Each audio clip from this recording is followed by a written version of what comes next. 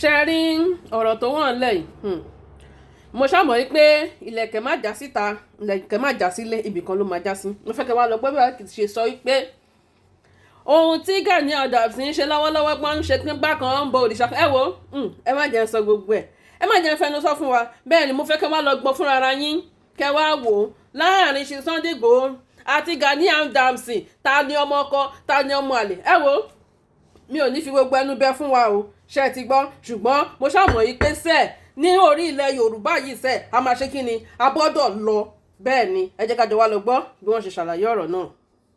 Lórí àwọn ọmọ agbọ́pàá bóyá agbọ́pàá ló dà wọ́n síta di apènà ṣé apènà ni àbí ṣé apènà náà máa ń pè wọ́n abọ́rẹ̀ of Yorùbá land lórí àwọn ọmọ ẹ̀ torí bá àwọn ọmọ ẹ̀ bá ṣe ń jáde síta tí wọ́n ń sọ̀rọ̀ ọmọlúàbí àwa ò ní dá wọn lóhùn ṣùgbọ́n tó bá jẹ́ pé ọ̀rọ̀ àbùkù náà ń sọ àwa ò máa dá wọn lóhùn torí Sunday ọmọ Adéyẹmọ Ìgbòho ṣà kìí ṣe ní àrífín ohun tí Sunday Ìgbòho ṣe agbọ́pàá ò ṣe rí ní ilẹ̀ Yorùbá ohun tí Sunday Ìgbòho ìgbésẹ̀ tí Sunday Ìgbòho gbé ìran bàbá agbọ́pàá ò ṣe rí abọ́rẹ̀ of Yorùbá land ìran òṣèré did not have the record táwa bá láwa ò ní sọ̀rọ̀ tẹ́yìn bá ń jáde síta ẹ kàn máa forí ẹ̀ gbọ̀rọ̀ ni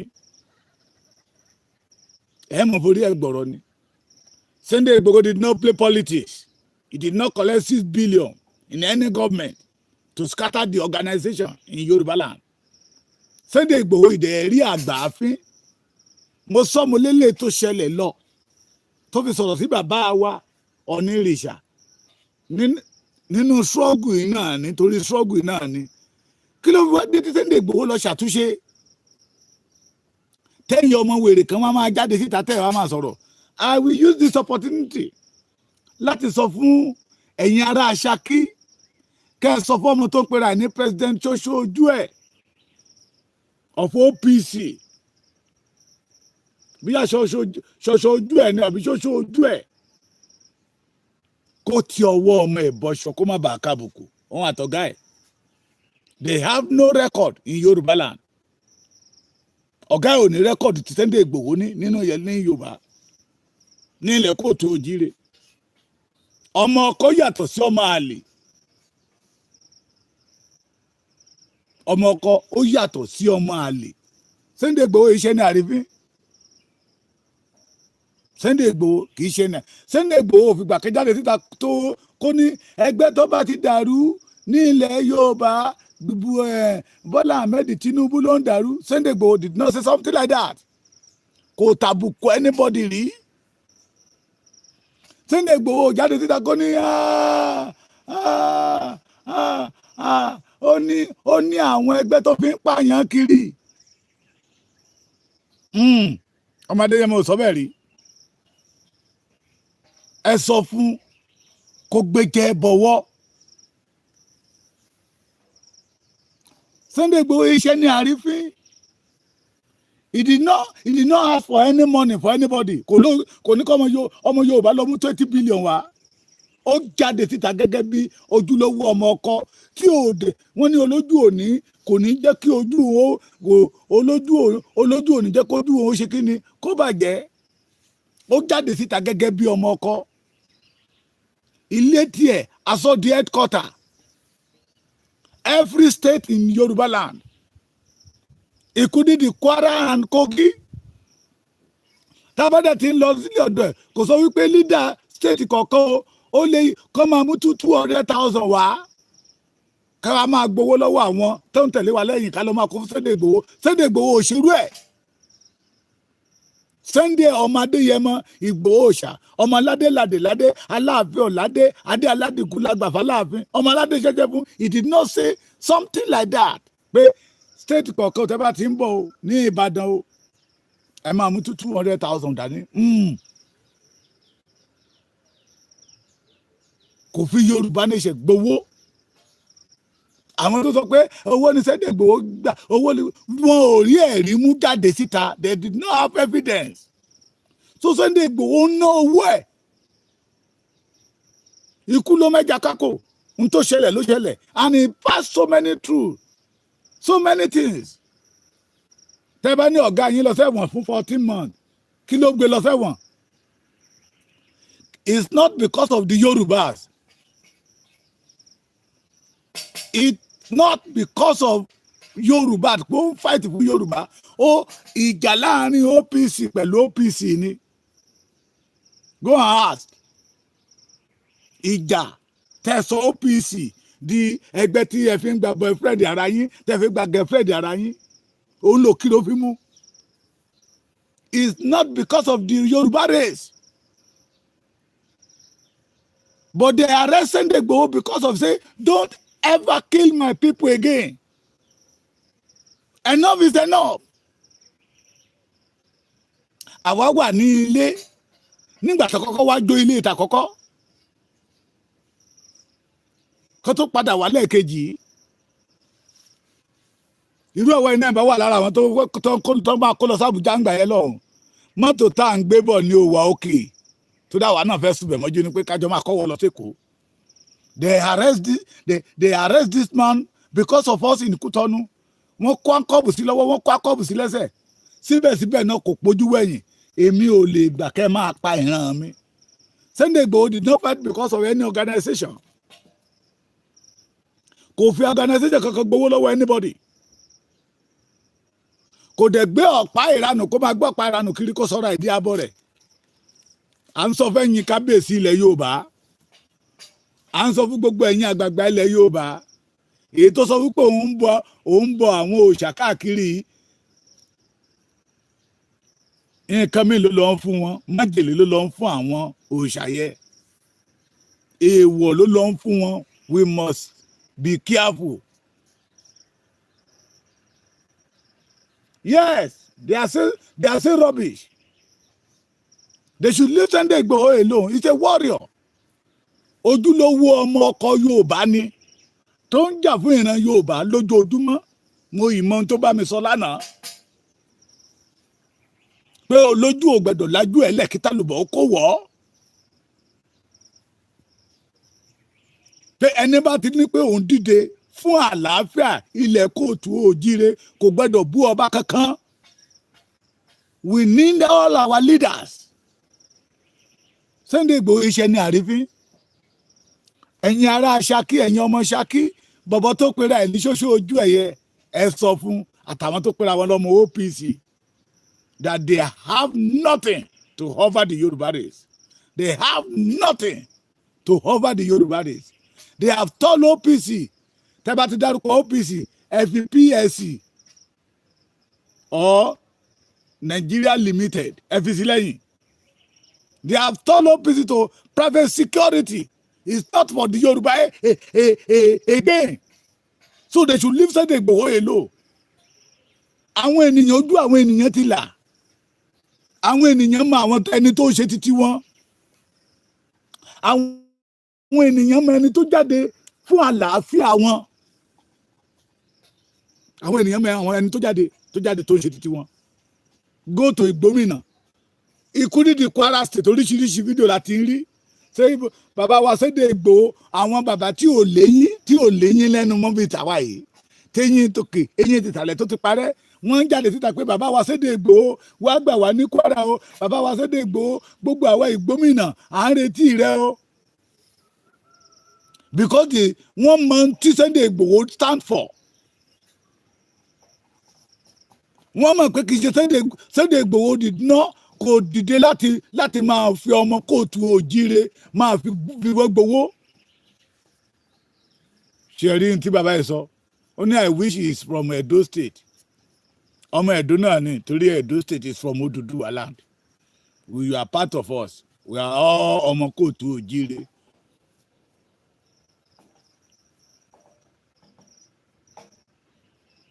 Wọ́n ṣe dárúkọ Gani pé kí Gani wá gbà wọ́n ní ilẹ̀ Ìgbómìnà àbí ní Kwara State àbí ní Kogi ní Òkun.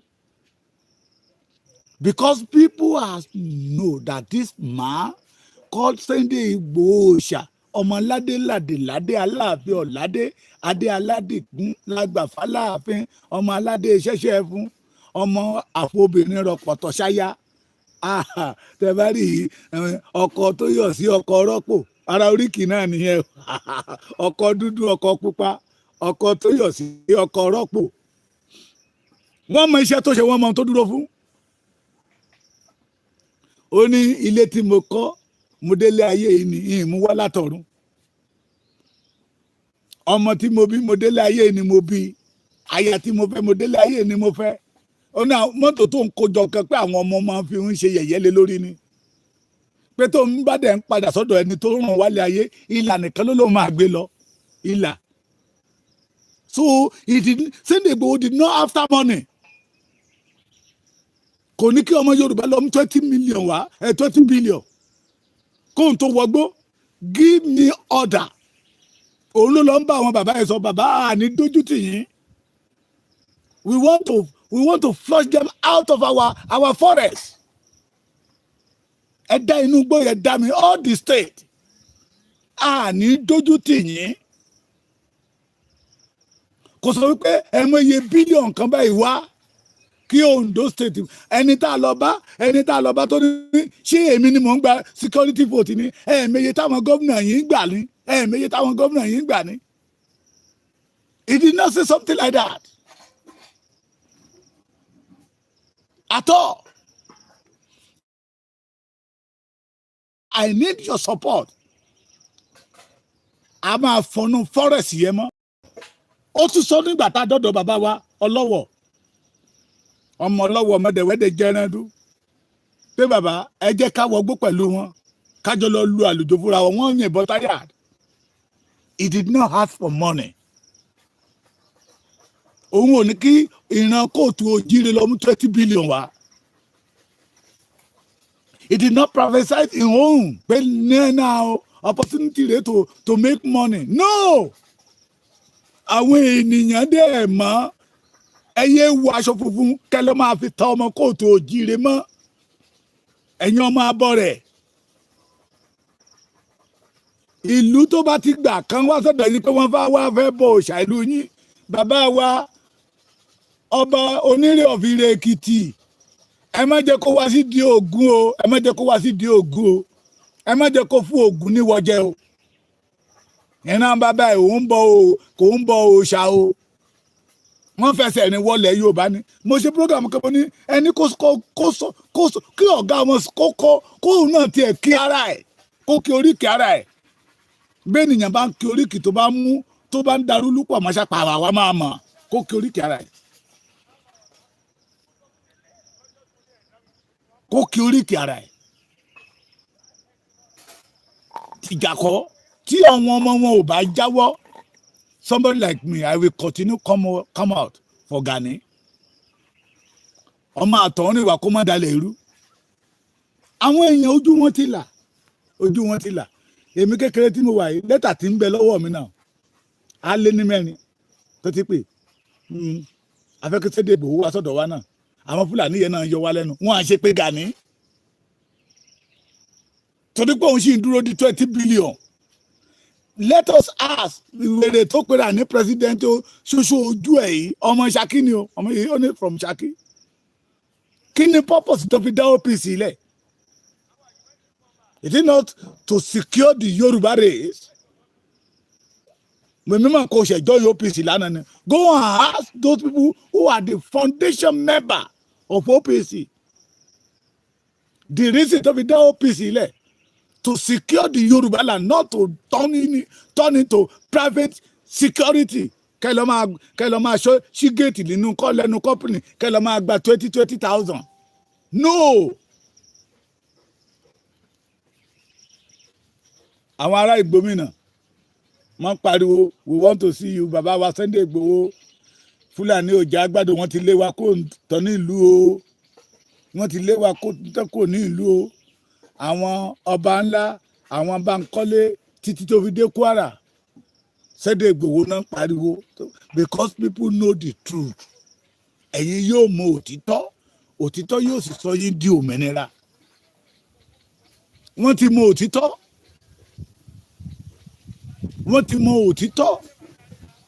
Wọ́n mọ̀ pé Sunday Igboho ó dúró fún àlàáfíà ìgbé ayé ìrọ̀rùn fún ìran Yorùbá. Sunday Igboho is not a Yahoo warrior. Sunday Igboho did not stand for the money because òun ò ṣe olóṣì kì í ṣe ọmọ ojú ọ̀rọ̀ lárí tí pọ́lá níyọnu. Jagunjagun ni ó dẹ̀ dúró bọ́mọ akẹ́kọ̀ọ́jú lòun ò gbọ́dọ̀ ságun. Kì í ṣe ni tá a fi joyè àwòdì tí ò lè gbẹ́dìyẹ. Kì í ṣe ni tá a fi joyè oyè jagunjagun tó sọra ìdí abọ́ rẹ̀. Ọ̀rọ̀ lẹ fẹ́ gbọ́. I always tell you, stay away for Sunday Igboho. Igboho òun ṣẹgbẹ́ Gani. Rẹ́kọ̀dù tí Sunday Igboho ní Gani ò ní. Lẹ́nu bíi let me say it from year 2020 to this moment. Rẹ́kọ̀dù tí Sunday Ọmọdéyẹmọ Igboho ṣàní Gani ò ní. In Yoruba land, the only son that we have in Yoruba land, tí Fúlàní bẹ̀rù. The only son tí Fúlàní that we have in ilẹ̀ Kóòtù Òjíire tí Fúlàní bẹ̀rù oní Sunday Igboho. Pé tó ń bá ti gbèrò Sunday Igboho òtútù á mú àrùn á máa gbà. Nígbà tó ń tún gbọ́ pé Sunday Igboho lọ sí Ogun State ìpayà tún mú òun. He break that record in the history of Nigeria. Pé Fúlàní láwọn bẹ̀rù èèyàn kan ní ilẹ̀ Yorùbá Sunday Igboho ni. Ìpayà Sunday Igboho yìí dẹ̀ tí ó yìí wà nínú ayé wọn dì sí yìí. Tá a bá lọ tá a bá gbọ́ pé even if Sunday Igboho is not in the among of the queue. Tá a bá ń lọ. Tá a bá ti lè gbé bánà bàtẹ́rì picture Sunday Igboho báyìí wọ́n kán lugbó ni. Ṣé wọ́n lè kán lugbó bẹ́ẹ̀ fún Gani? Because they know what Gani stand for. Ó yìí retí 20 billion lọ́wọ́ ọmọ Yorùbá kó tó jà fún ìran Yorùbá nígbà tí ì ṣe Yorùbá. Ẹni tó forí rìn wọlé Kóòtù Òjíire ó yàtọ̀ sí ẹni tó fi ẹsẹ̀ wọlé. Nígbà tá a bẹ̀rẹ̀ ìtàn tá a pàtàn tí àwọn pìtàn pàtàn wọ́n jẹ́ ká mọ̀ pé ọmọ Ọbàtálá ìran Ọbàtálá làwọn aládìgún ti jáde síta àwọn ló ládé iṣẹ́ṣẹ́ fún. Ibo ni ìran Núpé ti wá? Are they with us? No. Mo ti sọ ìtàn wọn. Nígbà tí wọ́n fẹ́ fi bàbá wa Ṣàngó jẹ́ oyè jẹ́ kó bọ́ sórí àpèrè àwọn baba ńlá baba wọn ní Ọ̀yọ́. Àwọn tó bá wá láti ilẹ̀ Núpé torí ibẹ̀ ni bàbá lọ tẹ̀dó sí bàbá ń lo dáúlà lọ́hùn. Tó bá wá láti ilẹ̀ Núpé nígbà tó kọjá Núpé tó dé ilẹ̀ Tápà àwọn Tápà rí jagunjagun kan rèé wọ́n tẹ̀lé àwọn tó tẹ̀lé wọn wọ Ọ̀yọ́. Tán fẹsẹ̀ rìn tẹ̀lé ọmọ onílé wọ Ọ̀yọ́. Ẹ máa gbọ́ wìnrìnwìnrìn ẹ̀yin wèrè játijàti ẹgbẹ́ yẹn ní ṣúṣe. Leave Sunday Igboho alone. Ó jura wọn lọ ọmọ ọkọ yàtọ̀ sọ́mọ àlè. Panda yàtọ̀ sí gold. Panda ó yàtọ̀ sí gold. Ṣé o gbọ́ mi?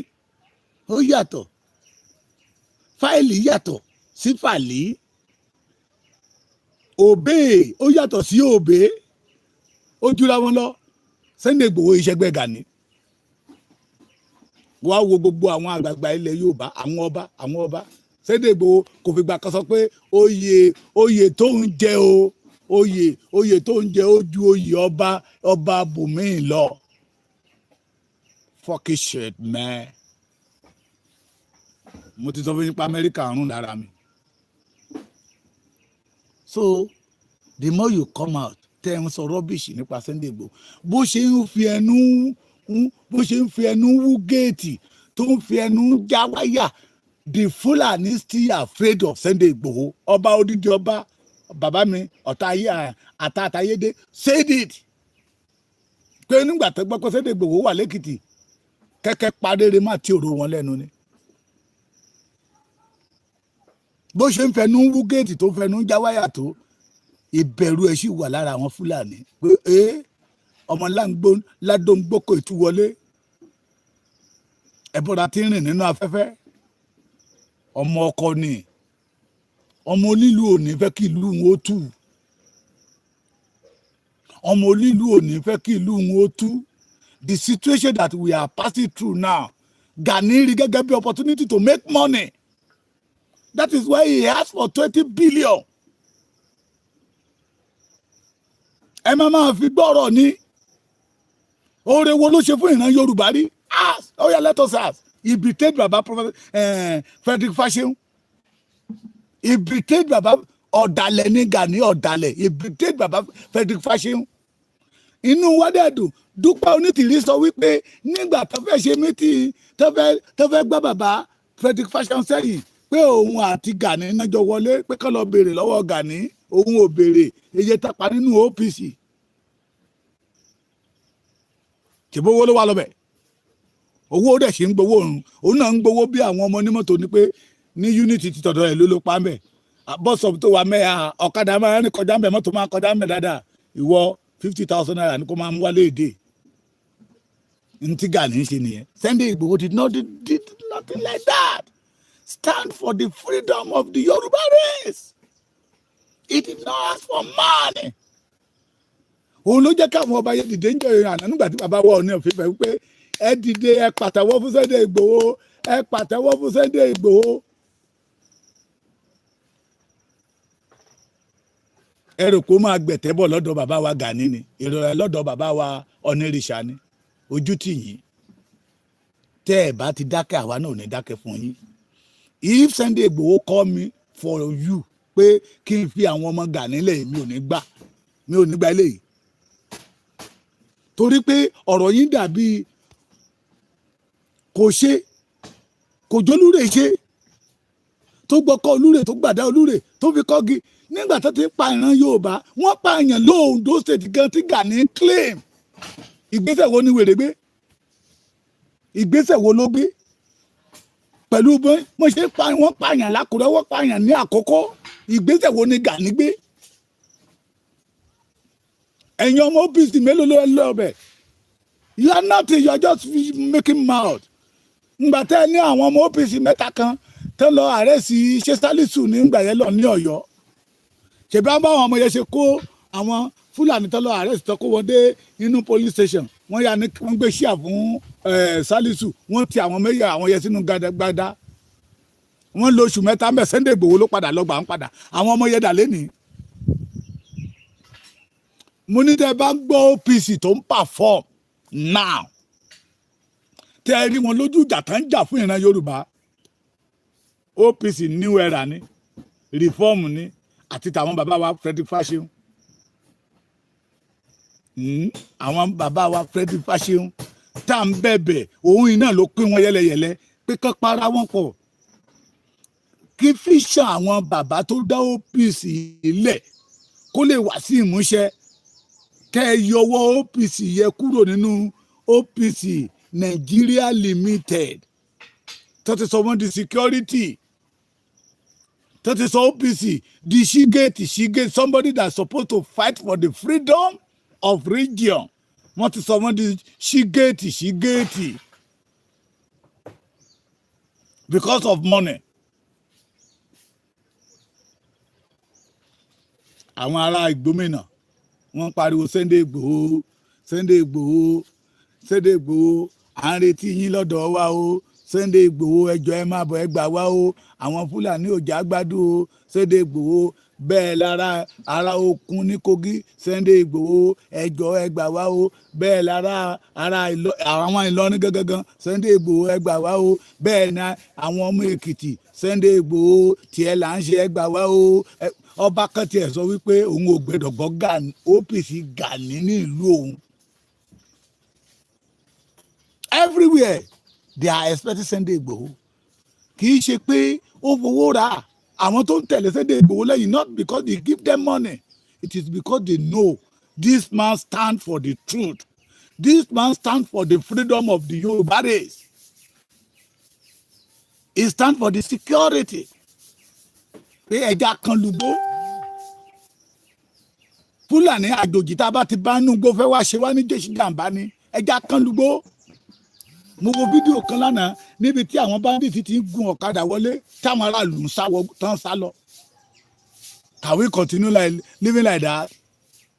ẹ̀yin ọmọ wọ́nranwọ̀nran ọmọ ojú ọ̀rọ̀ lárí èlò ló ń fún yín ẹ bá ti gba 20,000 naira ẹ rántí ọjọ́ ọ̀la táwọn bàbá wa tàná bá rí ọjọ́ ọ̀la ni the little mistake tẹ́ ṣe wọn à ní í ṣe náà fi ní imú ní kàkùjá gbóòórùn àṣebí ọmọ ọkọ yàtọ̀ sọ́mọ àlè o ọmọ àlè rẹ̀ wùwí náà aláwọ̀ ọmọ àlè kórí ọmọ ọkọ fín Sunday Igboho ló nílẹ̀ ọmọ ojúlówó ọmọ Yorùbá pọ́nbélé ni ojúlówó ọmọ kóòtù òjíire ni ọmọ olórí aládé gbogbo ilẹ̀ Yorùbá ni onírìṣà ni ọmọ Aláàfin Ọ̀yọ́ ni ọmọ Alákétẹ̀gbá ni ọmọ ọba of Lagos ni ọmọ Èwe Adó ni ọmọ Wájérò ni name it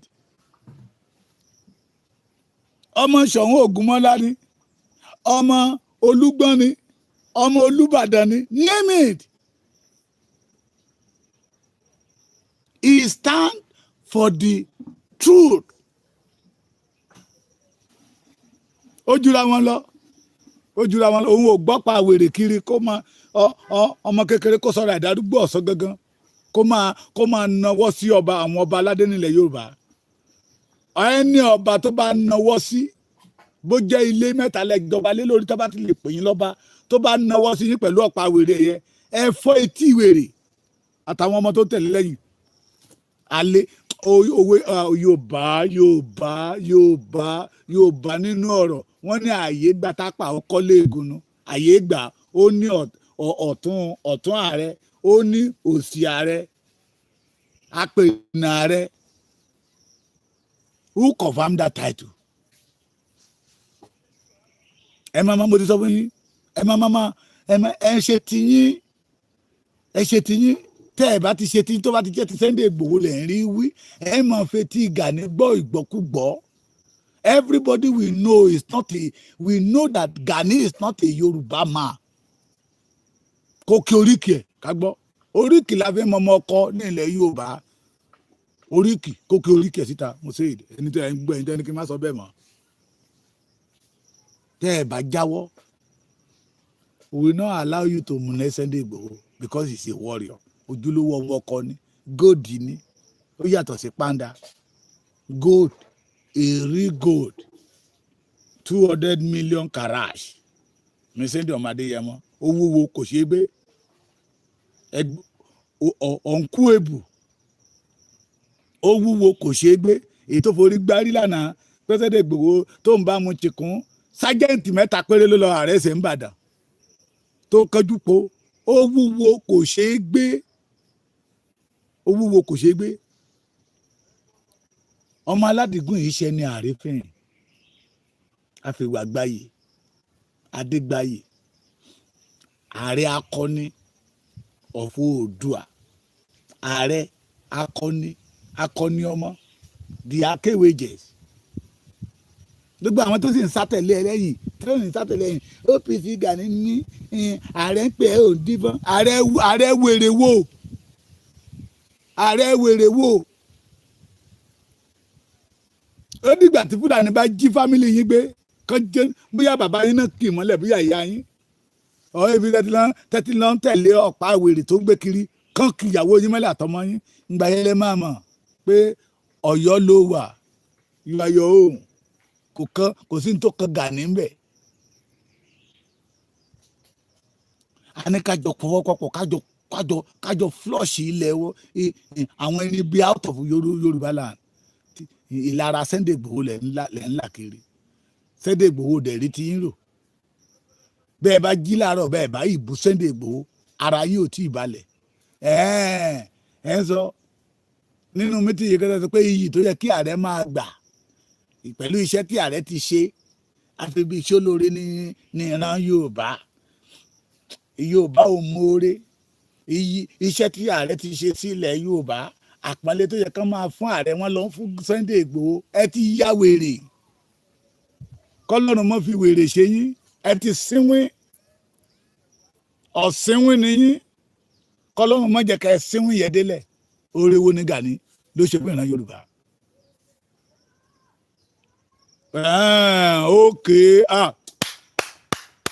Bàbá mi Shitu Fatai ọ̀rọ̀ lẹ́sọ ẹ̀ parọ́. Ó ti yẹ kí n máa gba gift oṣù tá a bí mi rè náà ẹ̀yin tèmi abẹ́ ń bá mi jà ni. Ọ̀rọ̀ ló sọ ó parọ́. Alhaji Shitu Fatai ọ̀rọ̀ ló sọ ó parọ́ o. Ó ní Sunday Igboho ti bà ọ̀nà ìjẹ wọn jẹ́ ló fi ń ta wọ́n lára. Ọ̀rọ̀ ló sọ ó parọ́. Ọ̀rọ̀ ló sọ ó parọ́ o. Ọ̀rọ̀ ló sọ ó.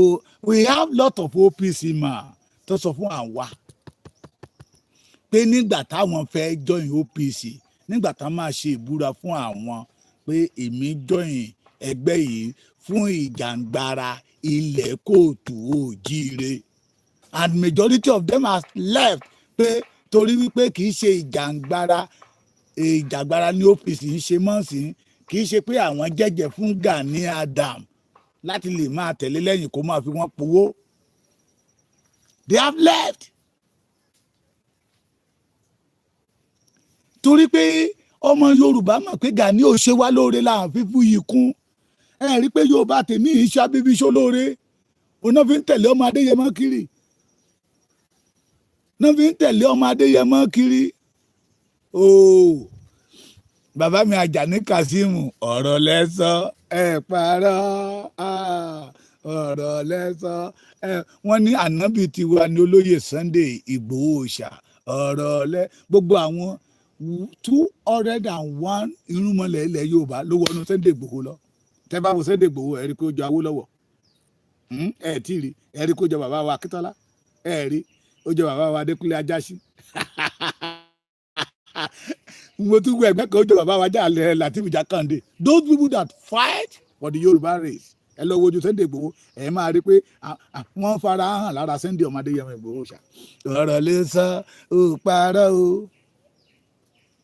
Wọ́n Yorùbá tó ní mẹ́ni tó ṣe wọ́n lóore, wọ́n mẹ́ni tó ṣe wọ́n níbi, wọ́n mẹ́ni tó képe nígbà tí ọ̀rọ̀ pípa àwọn Fúlàní dé tó nìkan lọ wá owó wá. Wọ́n dẹ̀ mẹ́ni tó képe tó jẹ́ pé ọwọ́ kan ló tẹ̀lé wọn. Wọ́n tún sọ fún pé ẹ jẹ́ kí a sọ fáwọn ènìyàn kan san 4 million ká ṣètùtù ká tó lọ sí Ìbàràpá. Sunday Igboho ní pé a fẹ́ lọ sẹ́fù ilé bàbá wa kí ọ̀tá má gba ilé bàbá wa. Àtúní káwọn ènìyàn lọ máa san 4 million pé láyé. Because of that, Sunday Igboho became their enemy. Áńgẹ́lì tiwa lásìkò yìí alọ́rọ̀ lẹ́ ń sọ sẹ́yẹ ẹ̀ parọ́. Ṣùgbọ́n èèyàn kẹjá lè síta pé we must first of all gbogbo tẹ̀ ń ṣe ilẹ̀ tá a bá kọ́kọ́ níbi 20 billion ká strategize ká ràn èèyàn lọ sí àwọn inú igbó yẹn ká lọ ṣé ńgbà tẹ́ bá ràn èèyàn lọ sínú igbó tí Fúlàní gan ti dẹ̀ gòdè wọn tán pamọ́ lọ́rùn ẹ̀ tó máa ní ká lọ máa wá another 20 billion.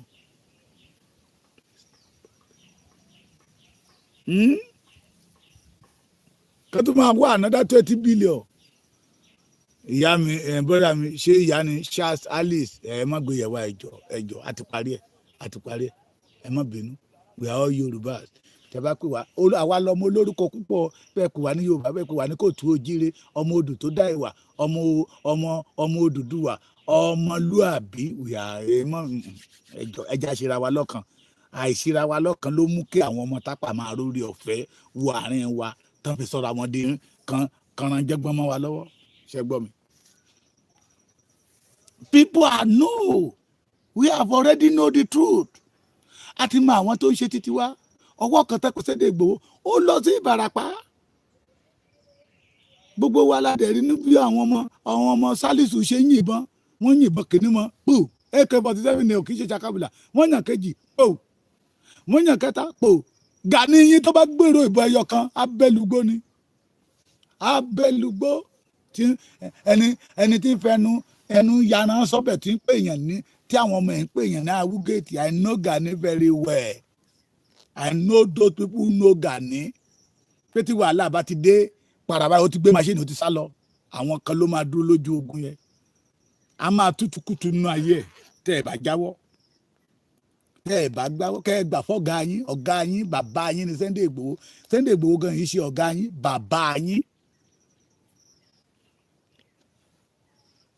bàbá yín abẹ́fẹ́ kí n pè èèyàn kan kí n pè kẹ́ máa gbọ́ one of the founders of OPC tán mọ àṣírí ẹ̀ dáadáa bàbá yín ni Sunday Igboho bàbá yín so ń tẹ́ fi rèrò lẹ́yìn Sunday ọmọ Adéyẹmọ Igboho nìyẹn pé ọmọ Yorùbá ti dá òtítọ́ mọ̀ and every one of us want to be saved in our father's land.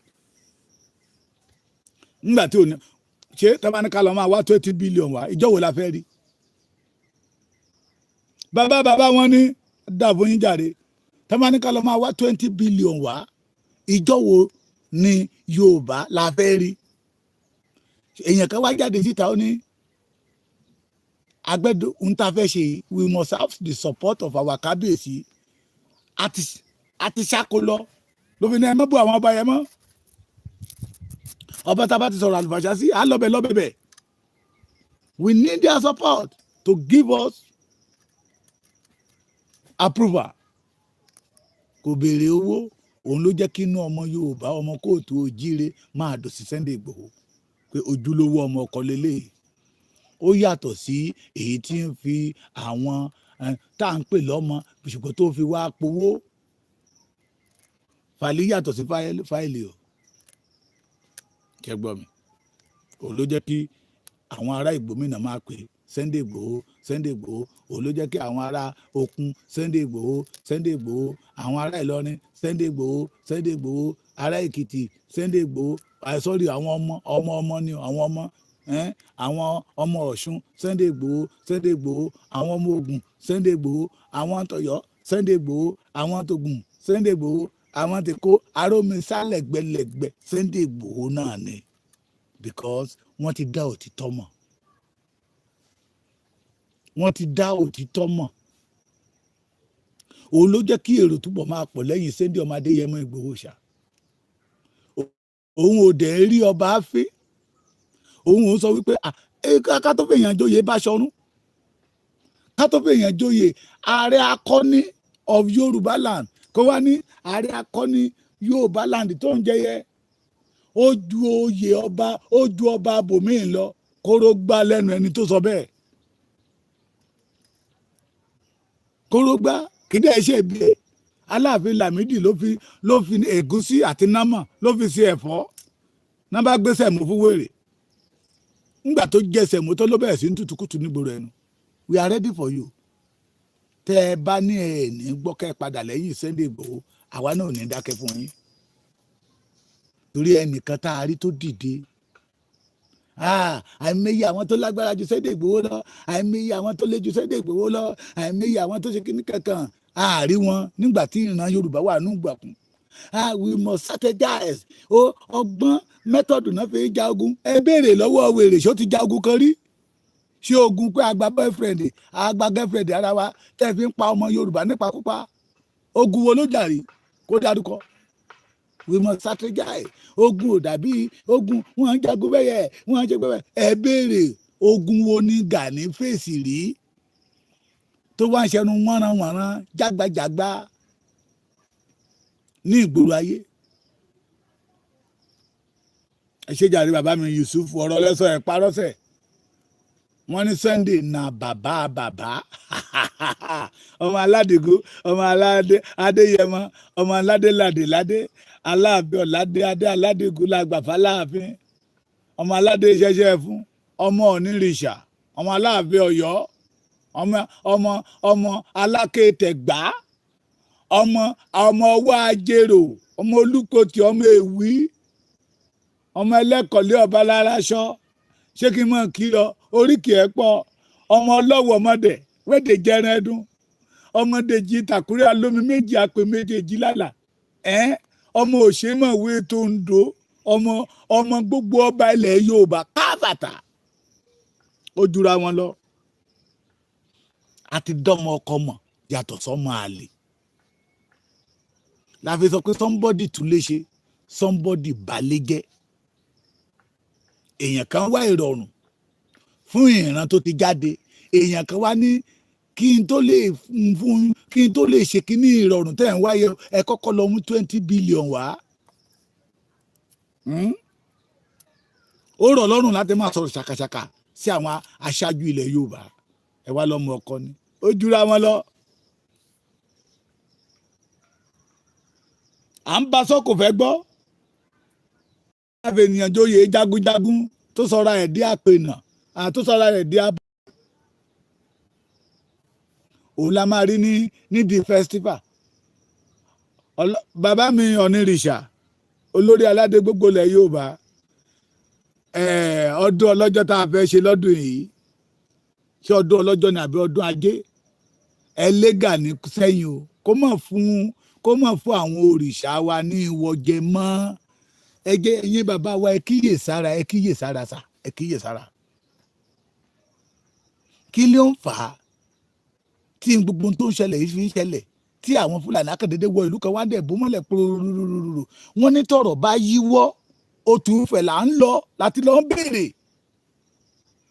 ẹ má jẹ́ kí àjòjì ó débi àwọn ohun tí ìran Yorùbá fi ń ṣe agbára mọ́.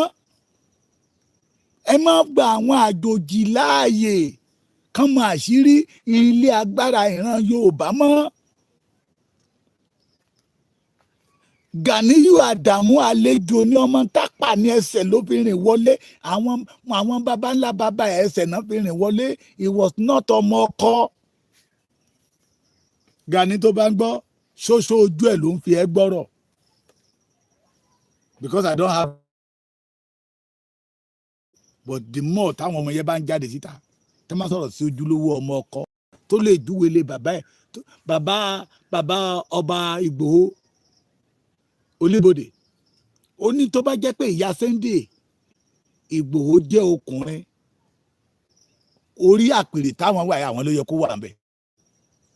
thank you bàbá mi ẹ ṣe mi dániju adáfún yín ojú òní tì yín màá fẹ́ mu kọfí ẹ ṣe jàre. ó ní tó bá jẹ́ pé Sunday ọmọ Adéyẹmọ ìyá ẹ̀ jẹ́ ọkùnrin ìyá ẹ̀ ẹ̀gbọ́n òun ló jẹ́ ìyá ẹ̀ ló yẹ kó wà lórí àpèrè tó ń wà ẹ̀. ìyẹn ni pé nílé bàbá ọmọ aládé ni nílé ìyá ọmọ aládé ni whatness àtọ̀pá Sunday Ìgbòho nígbà tá a kúrò ní Ìgbòho àwa rìn àrìndé Ọ̀yọ́ làwa tún kò lọ́yọ́ àtún rìn láàrìndé Ilé Ifẹ̀ láti wá mọ̀ pé ọmọ aládé ìṣẹ̀ṣẹ̀ fún ni ìran wọn ọmọ Ọbàtálá ni wọ́n àbí ló bá tán pé ojúlówó ọmọ onílẹ̀ ni pé no wonder tí ọ̀rọ̀ ilẹ̀ kóòtù òjìrè fi mú lọ́kàn kò fẹ́ kí ilẹ̀ yóò dàrú ọmọ onílùú yìí fẹ́ kóòtù. ẹ̀yà ìtọ́pa ẹ̀ o níbo ló ń ti ṣàn wá ṣoṣo ojú ẹ̀ I want you to come out again tell me èmi tí mò ń sọ̀rọ̀ ẹ̀ ọmọ Ògún lákàáyé ọ̀ṣẹ́ mọ́lẹ̀ tí ń lànà fún gbogbo irúgbọ́nlẹ̀. ìgbà tèmi náà mo tọpa títí mo tọ̀ dádó from Adó mo tọ̀ gẹ̀dẹ̀dẹ̀dẹ̀dẹ̀ mo tẹ̀dé Iléṣà torí oríkì mi náà ó tan mọ́ Iléṣà Ìjẹ̀ṣà ọmọlódò kan wọ́wọ́ ti rí wọ́ ọmọlódò kan wọ́wọ́ ti rí wọ́ bí mo ṣe kúrò ń bẹ́ gbúrúrú ni mo já sí Ilé Ifẹ̀ ni mo wá mọ̀ pé ìdílé Ògún làwa ti jáde ẹni kò sọ kó kí oríkì ààrẹ oríkì la fi mọ ọmọ ọkọ nílẹ̀ Yorùbá àwọn kan náà máa ń kìlì ọmọ ajógbẹrú mọ́ àjógbẹ̀kọ́ torí ẹrú ní í sin ni ẹ̀kọ́ kì í sí èèyàn lára àwọn tó jógbẹrú tí ò jógbẹ̀kọ́ lára àwọn ẹrú tó ń jógbàǹgbà ẹni bàbá ẹ ti jáde wá a pàtàn fún yín àgbélẹ̀rọ ìtàn ara àwọn ẹrú táwọn yẹn jógbà lọ́mú ya wọ́n jó níwájú Aláàfin Ọ̀yọ́ tí ijó bàtà gidigidigidi gbà lálẹ́ àfin wa ní ijó tọmọ ijó ó kọjá ká fún ní owó lọ ó yá ẹmú ẹrú eléyà ẹmú wá náà bá fún wọn ìgbà tí yẹn máa dé Àkókó lọ́hùn ló bá ní kó máa òun ló ń tú pálásì ọba ṣe ìgbà tó rí pé ó tún gùdù náà òun ò fẹ́ sọnù lọ́nà yá ìwọ náà mú ẹgbẹ́ pálásì ń bẹ̀ ya máa kó ṣe ẹ bá mi bá ṣe kíṣìn bí yàrá kan àti kíṣìn bẹ̀ ibi tí ó ti máa dáná àti ibi tí ó máa sùn sí kó jáde síta kó wá sọ̀tàn bàbá àti tiẹ̀. Ọmọ ọkọ yàtọ̀ sọ́mọ àlè o. Leave Sunday Igboho alone. Ọmọ onílùú ni Sunday Igboho tí ò fẹ́ kí ìlú ó tú. Òun ló fi rí tí èrò ń pọ̀ lẹ́yìn Sunday Igboho. Oye Sunday Igboho know that the millions of the Yorubas tó wà l'Amẹ́ríkà, tó wà ní Canada, tó wà ní London, wọ́n fẹ́ wálé. Ṣùgbọ́n àfẹ́ kan wálé sẹ́nu ikú tí brọ́dà wa Dr. Ambode ṣé Ambode Aborode ó ti kọ́ wa lọ́gbọ́n. Tí brọ́dà wa Owólabí àti so many people tí a lè dárúkọ ó ti kọ́ wa lọ́gbọ́n. So we want to have a great environmental sanitation in Yoruba land. We will flush all the Fulani out of the Yoruba land. Àwọn èèyàn mọ̀ pé tán bá pé Gani owó ní ọ̀ṣíwájú nígbà tán mọ̀ pé OPC ti di PLC, private company. But ọmọdé yẹmọ dúró for the freedom of the Yoruba race, for the peace of the Yoruba race. Ìwà ló mú Sunday Igboho di bàbá yín. Ìwà. Hello bàbá mi, mo wà lórí program, mo ń ṣe program lọ́wọ́. Hello, mo wà lórí program ta. Ìwà ló mú kí Sunday Igboho di bàbá yín. Kẹ̀yẹ kọjá ààyè yín sí Sunday ọmọ Adéyẹmọ Igboho ṣá. Ó jura wọn lọ. Ọmọ Adéyẹmọ kì í ṣe ẹgbẹ́ yín, ẹgbẹ́ àgbọ́dọ̀ sọ pé Sunday Igboho pẹ́gbẹ́ bàbá yín ló ń ṣe. Torí a lè fi ẹrú wé ọmọ. A lè fọmọ onílùú wé àjòjì. Ṣùgbọ́n ẹ gbà pé ọ̀gá yín ni Sunday ọmọ Adéyẹmọ ń ṣe. Ọ̀gá yín ló ń ṣe. Stay away for Sunday Igboho. Stay away. Gbogbo state ní OPC wà. Gbogbo state ní OPC wà. Kí ni ìwúlò yín? Tí wọ́n pa ọmọ Yorùbá lógúnlógún tó ń pa ọmọ Yorùbá lọ́gbọ̀nlọ́gbọ̀n. Kí ni ìwúlò yín? Ìṣẹ̀lẹ̀ kan ṣẹlẹ̀ níbi tó ti pa àwọn ọba yá pé àwọn OPC wọn lè jáde. Wọ́n ní ọ̀gá wọn ọ̀ǹtí tó máa gbàṣẹ lọ́wọ́ ọ̀gá wọn tó pé tó máa lọ sọ wípé you are your own. Ó jura wọn lọ. Àwọn ìrù ní Germany tí Sunday Igboho wà yẹ, àwọn ìròyìn míì wà tó jẹ́ pé ó máa gbọ́ ṣáájú wa ta ní bàbá Èkìtì. Ó yá ẹ lọ́bẹ̀yẹ. Ó yá bàbá Èkìtì ó yá. Sọ fún ẹni báyìí sọ fún ẹni báyìí yá ẹ lọ́bẹ̀yẹ. Mo fẹ́ mọ tó ṣẹlẹ̀ ńbẹ̀. Mò ń gbọ́ nísìnyẹ́nsì mo fẹ́ kẹ́ lọ confirm ṣé òótọ́ ni. Ọmọ ọkọ yàtọ̀ sọ́mọ àlè. Ọmọ ọkọ yìí fẹ́ kí ìlú ó tú. Ọmọ ọkọ yìí fẹ́ kí ilé bàbá òun ó dahoro. Ṣé gbọ́ mi? Bí ìdí bá bàjẹ́ tán tó nídìí ló máa dà. Ṣé mọ̀ pé àjòjì tí ilé bá wó tán pé àm tájòjì bá ti bá yín dárò bí ọjọ́ méjì ọjọ́ mẹ́ta á pààkì ẹrù ẹ̀ ó ń lọ nìyẹn. Á pààkì ẹrù ẹ̀ ó lọ. Àwa di tẹni tó ní nǹkan. Ọmọ ọkọ ní Sunday Igboho ní ọ̀rọ̀ Yorùbá fi mọmú láyà Sunday Igboho.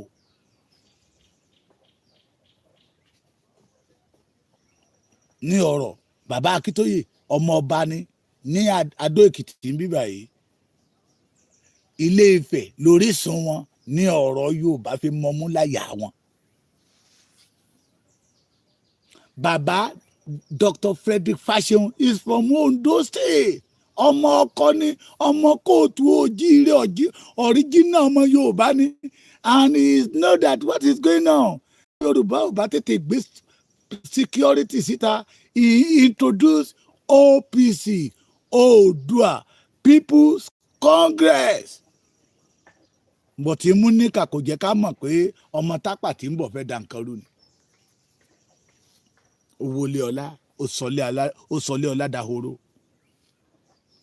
Tẹ́ ẹ bá ti stay away for Sunday Igboho, ẹ mọ̀ gbọ́ bọ́ǹbù ọ̀rọ̀ lẹ́nu àwa. A mọ̀ gbẹ́n rí pé ọ̀rọ̀ sí yín lára ni pé ọmọ ọkọ yàtọ̀ sí ọmọ àlè. Ẹ kú ojúmọ́ gbogbo ẹ̀yin ojúlówó ọmọ ọkọ Yorùbá káàbàtà. Ó ń ṣe ọmọ olókùú bẹ́ẹ̀ ni. Àní símókò ẹ̀ ilẹ̀ Yorùbá ò ní dàrú. ilẹ̀ kóòtù òjìrì ò ní dàrú. Ẹ jẹ́ ká ní ládùúrà gbogbo ẹ̀yin bàbá wa àtẹ̀yin ìyá wa tẹ́ ń pè tán. Àdúrà ní kẹjẹ ká máa gbà káàrin àwọn bàbá wa méjèèjì yẹ káàrin wọn ó tò torí ibi táwọn ọmọ àlè dúró sí nìyẹn. Ti rí ohun tí a mú wá fún wa lénìí, ẹ bá wa like, ẹ bá wa share, ẹ bá wa subscribe sí Orí Òjíṣẹ́ TV, ẹ bá wa tẹ notification bell so that a bá tún mú àwọn àkọ̀tun wá fún wa, ẹ̀yin lẹ́ ò kọ́kọ́ máa rí títí di ìgbà tá ò tún máa pàdé lórí Òjíṣẹ́ TV. Ó dàbọ̀.